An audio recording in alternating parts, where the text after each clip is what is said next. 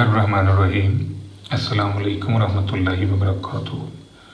लाखों करोड़ों दरूद व सलाम नबी करीम सल्लल्लाहु अलैहि वसल्लम पर और आपकी आल पर। हम बेटा शेर मोहम्मद चौधरी साहब की किताब इंट्रोडक्शन टू स्टैटिस्टिकल थ्योरी में चैप्टर 7 रैंडम वेरिएबल की एक्सरसाइज सॉल्व कर रहे हैं। आज हमारा टॉपिक है ऑब्जेक्टिव। अब इसमें बेटा दो पार्ट हैं। एक पार्ट ये है जो ट्रू फॉल्स से रिलेटेड है, दूसरा पार्ट है बी जिसमें मल्टीपल चॉइस क्वेश्चन दिए हुए हैं। ए पार्ट के अंदर बेटा हर स्टेटमेंट के अंदर किसी लफ्ज़ को अंडरलाइन किया गया है। अगर तो वो अंडरलाइन किया हुआ लफ्ज़ ठीक है तो फिर वो स्टेटमेंट ट्रू है, और अगर आपको लगता है कि अंडरलाइन किया हुआ लफ्ज़ सूटेबल नहीं है, उसकी जगह पर कोई और लफ्ज़ आना चाहिए, तो वो स्टेटमेंट गलत है। आपने उस अंडरलाइन किए हुए लफ्ज़ की जगह पर जो सूटेबल लफ्ज़ है वो तजवीज़ करना है ताकि वो स्टेटमेंट जो है वो ट्रू हो जाए। तो स्टार्ट करते हैं पार्ट ए से। इसमें पहली स्टेटमेंट है random variable can assume only one value with A given probability. ये स्टेटमेंट बेटा रॉन्ग है। उसकी वजह ये है कि जो रैंडम वेरिएबल है वो सिर्फ एक वैल्यू एज्यूम नहीं करता, वो एक से ज़्यादा वैल्यूज एज्यूम करता है। इस वजह से ये गलत है। यहाँ पर होना चाहिए था एनी वैल्यू, क्योंकि अगर वो वेरिएबल आपका कंटिन्यूस है तो वो स्पेसिफिक रेंज के अंदर तमाम वैल्यूज़ को एज्यूम करेगा, और अगर वो वेरिएबल आपका बाय नेचर डिस्क्रीट है तो वो एक रेंज के अंदर स्पेसिफिक वैल्यूज़ को एज्यूम करेगा, मखसूस वैल्यूज़ को एज्यूम करेगा, जैसे 1, 2, 3, 4 वगैरह।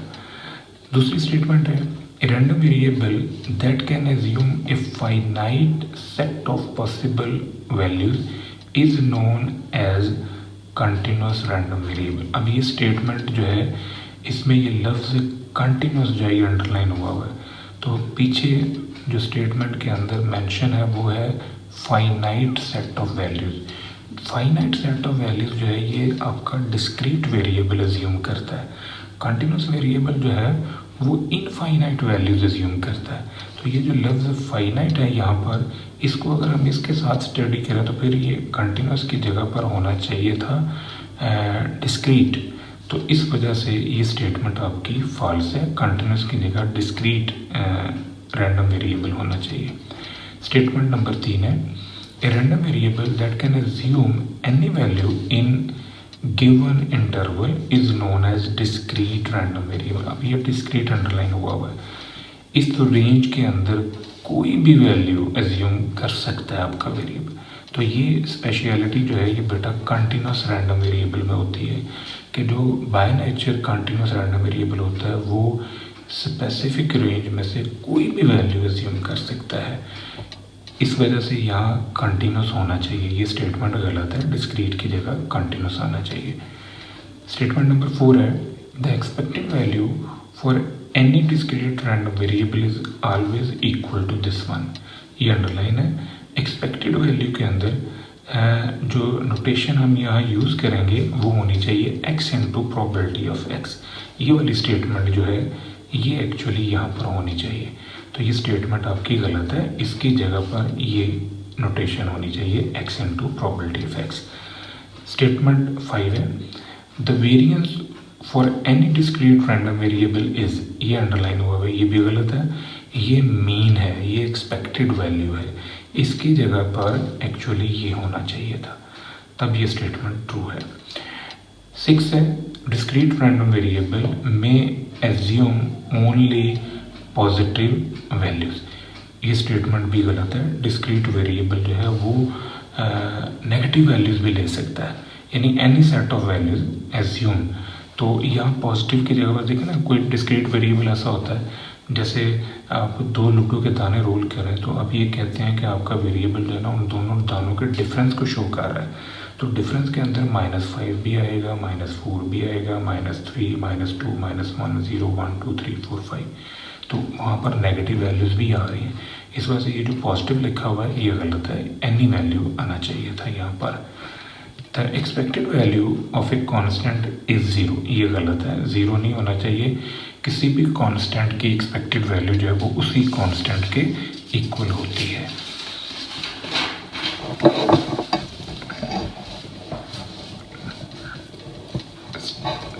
एट स्टेटमेंट है, expected value of the product of two any random variable is equal to the product of their expected value. ये जो एनी लिखा हुआ है ये अंडरलाइन है। अब ये जो एनी है यहाँ पर होना चाहिए था इंडिपेंडेंट रैंडम वेरिएबल, क्योंकि जो इंडिपेंडेंट रैंडम वेरिएबल है उनका प्रोडक्ट जो है वो उनके इंडिविजुअल एक्सपेक्टेड वैल्यूज़ के प्रोडक्ट के इक्वल होता है। यहाँ पर अगर एनी की जगह इंडिपेंडेंट वेरिएबल होता तो फिर ये स्टेटमेंट ट्रू थी। Sum of probabilities for any probability distribution is always is equal to zero. ये ज़ीरो लिखा हुआ है, यहाँ 1 होना चाहिए, क्योंकि तमाम प्रोबेबिलिटीज़ का जो सम है वो बेटा हमेशा 1 होता है।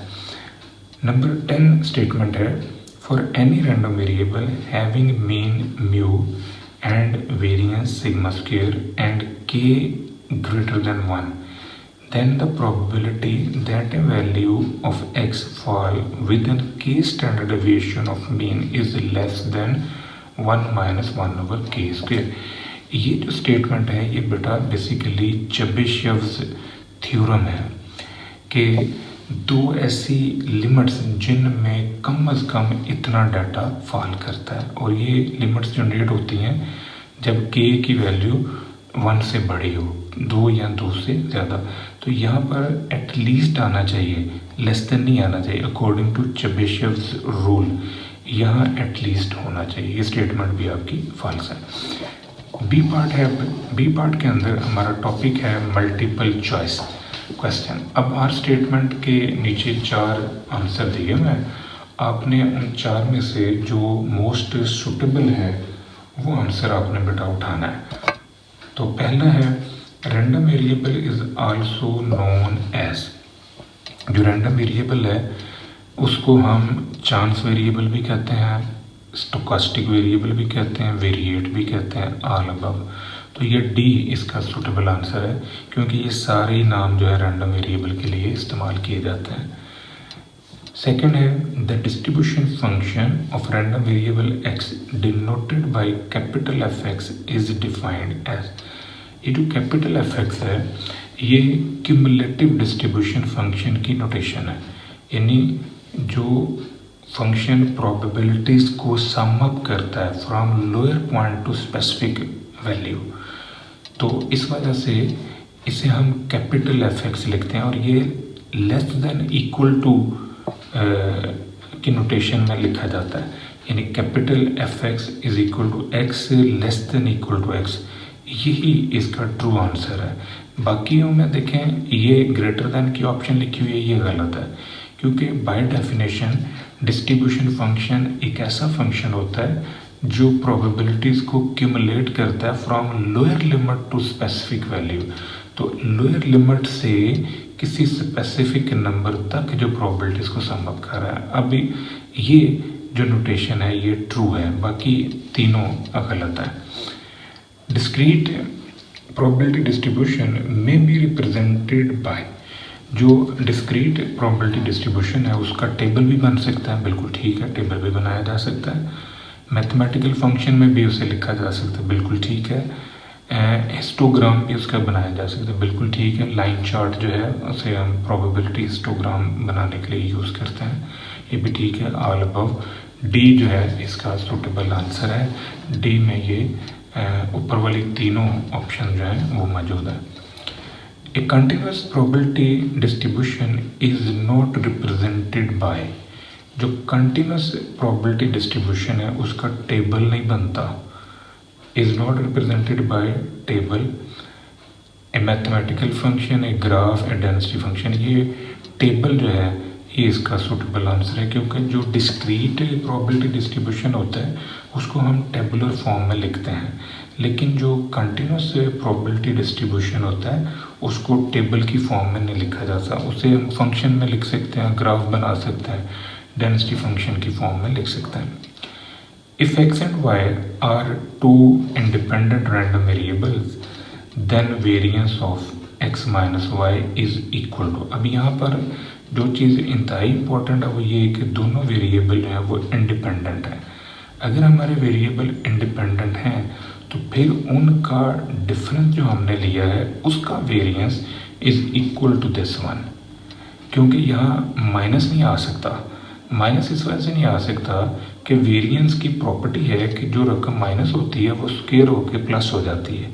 दूसरी खास बात ये है कि ये यहाँ पर कोवेरिएंस टर्म पड़ी हुई है, तो ये कोवेरिएंस टर्म जो है ये बेटा वहाँ एग्जिस्ट करती है जहाँ वेरिएबल आपके इंडिपेंडेंट ना हो बल्कि डिपेंडेंट हो, यानी बाय नेचर वो वेरिएबल डिपेंडेंट हो, तो फिर यहाँ कोवेरिएंस आएगा। तो यहाँ चूँकि मेंशन हुआ है कि दोनों वेरिएबल इंडिपेंडेंट है तो फिर इस वजह से इसको हम लिखेंगे इस फॉर्म के अंदर, ये बी जो है ये इसका सुटेबल आंसर है। नेक्स्ट है नंबर 6। अब 6 में if x is a random variable and a and b are constant then variance of ax plus b, यहाँ पर आपने प्रॉपर्टीज ऑफ वेरिएंस को यूज़ करना है। ये जो कांस्टेंट है इसके साथ कोई वेरिएबल नहीं है, तो जो कांस्टेंट होता है उसका वेरिएंस 0 होता है। दूसरी खास बात यह है कि जो रकम ज़रब खाती है किसी स्पेसिफिक वेरिएबल के साथ तो वो रकम जो मल्टीप्लाई हो रही है वो स्क्वायर होकर बाहर आती है, और अगर ये तकसीम हो रहा होगा तो ये स्क्वायर होकर तकसीम होगा। तो यहाँ पर चूँकि आपका वेरिएबल x जो है ये a से मल्टीप्लाई हो रहा है तो ये a जो है ये स्क्वायर होकर बाहर आ जाएगा।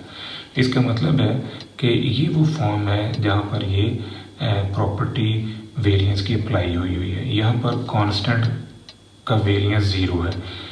यहाँ देखें ये हल नहीं हुआ, यहाँ b नज़र नहीं आ रहा, यहाँ पर b का आंसर 0 है जबकि ये मेंशन हुआ है वेरिएंस ऑफ b। यहाँ a बाहर निकला है जबकि a स्क्वायर बाहर होना चाहिए, तो ये इसका सूटेबल आंसर है a square variance of x। Given the following distribution for the random variable x, ये आपको एक प्रोबेबिलिटी डिस्ट्रीब्यूशन दे दी है। आपसे कहता है कि इसका स्टैंडर्ड डेविएशन जो है वो मालूम करें। अब स्टैंडर्ड डेविएशन निकालने के लिए आपने वेरिएंस निकालना है पहले मरहले पर, और वेरिएंस के लिए आप x into probability of x यानी x square into probability of x minus x into probability of x, ये दो कॉलम बनाएंगे। यहाँ से मिलेगा वेरिएंस। x की तमाम वैल्यूज़ को मुतल्लिका प्रोबेबिलिटी से ज़रब देंगे, फिर सम अप करेंगे, ये आंसर आएगा। x की तमाम वैल्यूज़ का स्क्वायर लेना और फिर इन्हें मुतल्लिका प्रोबेबिलिटी से ज़रब देनी है, फिर सम करना है, ये आ जाएगा। इन दोनों का डिफरेंस लेने से ये आ जाएगा वेरिएंस ऑफ x। तो इसका जब आप स्क्वायर रूट लेंगे तो फिर वो बनेगा स्टैंडर्ड डेविएशन। अब ये इसको पहले आप सॉल्व करोगे फिर आपको इसका आंसर मिलेगा, तो b जो है ये इसका सूटेबल आंसर है। नेक्स्ट है नंबर 8। अब नंबर 8 में suppose x has a PD probability distribution given by this one. तो आपसे कहता है जी a की कीमत निकालें। अब a की वैल्यू क्या है, तो टोटल प्रोबेबिलिटी जो है ये 1 होती है। तमाम प्रोबेबिलिटीज़ को सम अप करें तो आपके पास आंसर आना चाहिए 1। 3 ये हैं, 3 और 3 6, 7 8 और 1 ये 9। इसका मतलब है ये 9a है। तो 9a इज इक्वल टू 1 करें तो a की कीमत आ जाएगी 1/9। अब 1/9 को आप सॉल्व कर लें तो ये आंसर b में आ जाएगा 0.111। ये आपका सूटेबल आंसर है b। नेक्स्ट है if x and y are 2 random variable. अगर x और y 2 रैंडम वेरिएबल हैं तो इनका जॉइंट वेरिएबल यानी इन दोनों को सम अप किया, सम करने से जो आपने फिर एक्सपेक्टेशन ली है तो ये किसके इक्वल होगी, expected value of sum of x and y is equal to the individual sum of individual expectation. तो ये आपके पास इसका सूटेबल आंसर होगा सम ऑफ इंडिविजुअल एक्सपेक्टेशन या सम ऑफ इंडिविजुअल एक्सपेक्टेड वैल्यू, ये इसका सूटेबल आंसर है। यहाँ पर माइनस आया हुआ ये नहीं हो सकता, यहाँ वेरिएबल है एक्सपेक्टेड वैल्यू नहीं पड़ा हुआ ये नहीं हो सकता, ये ए इसका बेस्ट आंसर है। नंबर 10 है if two discrete random variable x and y are independent. अगर दोनों वेरिएबल इंडिपेंडेंट ये मेंशन हो गया, which of the following statement is not true, तो कौन सी है जो बिल्कुल सही नहीं है। तो यहाँ पर जो सही नहीं है वो ये वाली है। उसकी वजह ये है कि जो वेरिएबल इंडिपेंडेंट होते हैं तो उसमें ये, जैसे आप ये कह लें कि ये ए और बी है तो ये बी और ए होगा, तो दोनों जो है वो इक्वल है, दोनों स्टेटमेंट जो लेफ़्ट राइट बराबर होनी चाहिए। तो ये जो इनका जॉइंट है इनको ब्रेक किया जा सकता है इंडिविजुअल प्रोडक्ट के अंदर। ये कह लें कि प्रॉपर्टी है, जैसे आप 6 चैप्टर में probability of A intersection B is equal to probability of A into probability of B करके आए हो फॉर इंडिपेंडेंट इवेंट्स। तो बिल्कुल यहाँ पर यही प्रॉपर्टी जो है in form of function use हुई है। ए और बी की जगह पर वेरिएबल आ रहा है एक्स और वाई। तो इस सिचुएशन के अंदर आप इसको ऐसे लिख सकते हैं, इक्वलिटी होनी चाहिए यहाँ पर, ये नॉट इक्वल लगा हुआ है तो ये स्टेटमेंट जो है ये ट्रू नहीं है। सी जो है ये ट्रू नहीं है, बाकी सारी ट्रू हैं। ये ऐसे भी लिखा जा सकता है in form of conditional probability, इसको ऐसे भी लिखा जा सकता है in form of conditional probability, इसको ऐसे भी लिखा जा सकता है, ये भी ट्रू है। ये स्टेटमेंट जो है ये फॉल्स है। ये था बेटा आज का हमारा लेक्चर, दुआ में याद रखिएगा। इंशाल्लाह अगली वीडियो के साथ फिर हाजिर होंगे। फ़ी अमान अल्लाह।